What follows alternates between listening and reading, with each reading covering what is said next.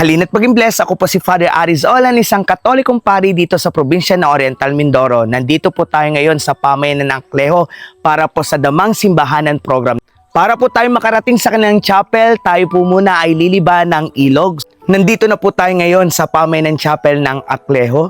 At kami po ang lahat ng naririto ang bumubuo sa mga dadalaw sa mga tahanan at ito ang Damang Simbahanan Program. Tao po! Nandito po ba si Tita Minerva? Sinong kasama mo dito, Tita Minerva? Oo, maligo ka lang muna. Na-surprise kami. Hindi pa pala tapos maligo si nanay. Ayan o. Nasaan ang asawa mo? Anong pinagkakabalan ninyo, kahanap buhay? So yan, nandito po tayo sa isa pang bahay dito sa pamayanan ng Akleho. Kasama natin si Lolo Ricky.